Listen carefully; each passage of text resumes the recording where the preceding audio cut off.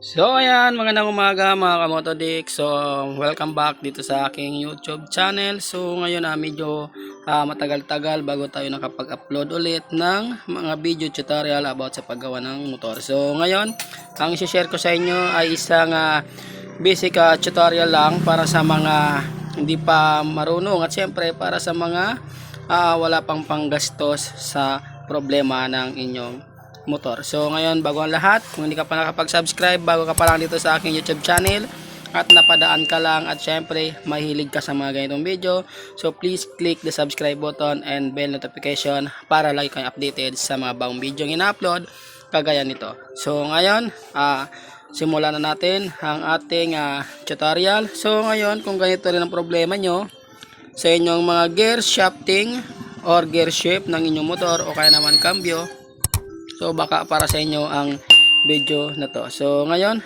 ayan, so ganito ang problema ng motor. Halimbawa, wala na loss spline yung inyong gear shifting. So kaysa naman sa ipa-welding nyo o kaya naman bili kayo ng cambio, so ilang araw nyo lang gagamitin, wala na naman agad, hindi na naman kakapit. So ang problema niyan ay yung kanyang gear shifting, so loss spline na siya, no? So wala na spline. So ngayon, kung magpapapalit kayo nito, itong pinagkakabitan ng cambio, so medyo may kamahalan, medyo magagastusan kayo dahil bubuksan nyo nga kabilang crankcase at tapos papalitan nito. So siyempre hindi lang naman yan ang mga gastos nyo, siyempre magbabayad kayo sa labor at kapag nasira pa yung gasket nyo, so papalitan ng gasket at siyempre magpapalit na rin kayo direkta ng engine oil. So ngayon, para iwas gastos kayo, makatipid kayo sa inyong motor, hindi nyo na kailangan pang gumastos ng malaki. So panoorin yung video na to hanggang sa matapos at i-share ko sa inyo kung paano ang aking ginawa. So ngayon, eto na tayo, papakita ko sa inyo yung naging problema kung bakit ayaw kumapit ng inyong mga cambio, no? So kahit bili kayo ng bago, wala pa rin nangyayari. Ayan. So tanggalin ko muna to. Ayan. So ayan, makikita nyo, ito yung kanyang gear shifting. Ayan, wala nang spline, pud na yan guys. So ngayon gawin nyo, kuha kayo ng grinder, siyempre cutting disc, at kukuha kayo niyan. So wag nyo ipapa-welding yung inyong cambio para kung sakaling gusto nyo ibalik sa dati, gusto nyo palitan to, so hindi na mahirapan magtanggal, no? So ngayon, kuha kayo ng grinder at pagkatapos hiwain nyo to sa gitna. Ayan, kagaya nito, hiwain nyo sa gitna, isukat nyo na kailangan ito, kukuha rin kayo ng flat washer na magkakasya sa 10mm na bolts kagaya nito. So dapat magkasya dito at siyempre ito kasing gatla na to sa gitna, yung paikot na gatla, dyan dumadaan yung tornilyo. So nakapag ganito yan. So kaya naman yung bibiyakin nyo na gear shaft, kailangan yung flat washer yung magkasya kagaya nito, kasya sa ilalim yan, no? At syempre nakasukat yan dito sa gatla na to yung butas ng flat washer para may papasok nyo yung tornilyo. Ayan.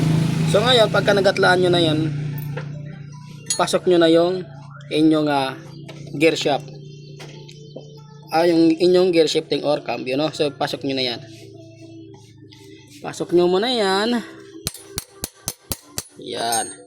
So kung nakikita nyo yung gatla or yung biyak, yung biniyak na yung pinag-grinder ko sa gear shaft, kung nakikita nyo ay nakasukat yan dito sa gatla rin ng cambio. Ayan. So ganyan dapat. Ayan. So pagkatapos, saka nyo na lang ipapasok tong flat washer. Ayan, ganyan yan dyan. So siya na yung magsisilbing kakapit dyan sa gear shaft. So nakaganyan, nakapalaman siya dito sa dalawa na to. Pagkatapos, saka nyo na ipapasok yung tornilyo. Ayan, pasok nyo sa hanggang sa lumusot dito. So okay, so ipasok ko muna. So ayan guys, so kung nakikita nyo, ipasok ko na yung flat washer sa gitna. Ayan, so nilagyan na natin ang tornilyo natin, mm.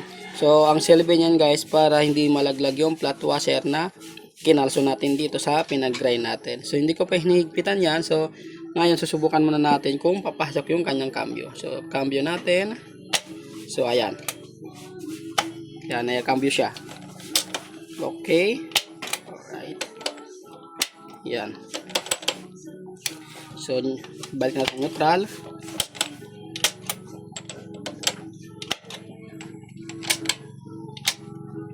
Yan, okay. Naka-neutral na. So ganyan lang kasimple yung gagawin natin remedyo, no. So napakadali lang naman, basic na basic lang. So hindi na kayo magagastusan pa kahit piso, wala kayong bibitawan, no. Depende na lang kung hindi kayo marunong mag-grinder, dadalhin niyo sa shop. So ipapag-grinder nyo, doon na lang kayo magbabayad. So wag niyo na lang ipapa-welding to para hindi na mahirapan kapag nagpapalit kayo. O kaya naman pwede niyo nang pangsamantagalan niya, no. Pwede niyo nang pangmatagalan, hindi niyo napapalitan dahil okay naman yung ganyan. So walang problema. Importante kung makapit yung cambio at nagagamit nyo ng maayos. So sana nakatulong sa inyo ang video na to. At kung hindi ka pa nakapag-subscribe at nagustuhan mo yung video, please click ng subscribe button. Ayan, so maraming salamat.